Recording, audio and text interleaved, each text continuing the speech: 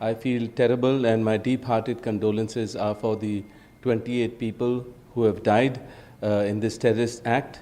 And terrorist acts are really a weak way of highlighting their cause, is what I feel. This doesn't highlight a cause, it only makes the people who use these acts on civilians and people who are just there for tourists, it's a weak act. I think surely it is a time that all governments need to come together to fight this kind of an act or this kind of organizations.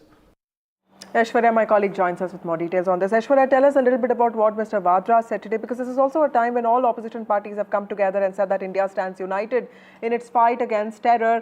Tell us a little bit about what Mr. Vadra said and why, and what kind of worldview does that show of him?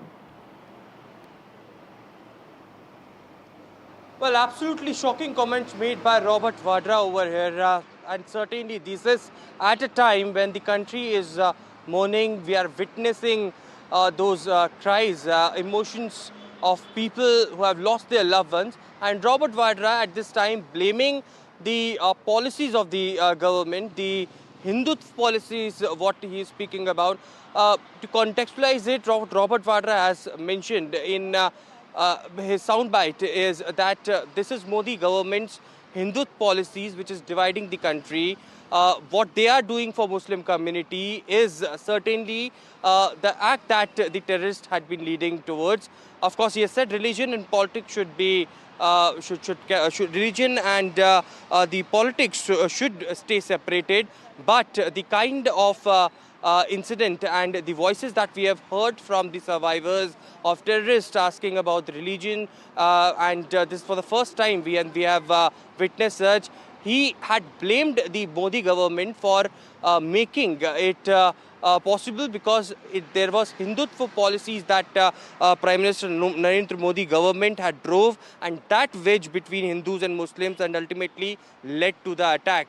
Certainly shocking in a way that how the Modi government had certainly in last 10 to 12 years have done so much of for the Muslim community. They had done, they have brought triple talaq, Waqf Amendment Bill 2025 was recently passed. Whole lot of policies had brought into for the upliftment of Muslims, the minorities in the country as well. But now a leader from the Congress party, Robert Vadra, is from the Gandhi family, making such a shocking remark at this time when one should come together with the government regarding the policies, regarding the awareness. Of course, we have seen beyond the party lines, all the leaders have come across and stated that they are with the government. The government has the approach that they will be briefing the entire opposition political parties, will be assigning one cabinet minister, and whatever decision they will be taking, the opposition should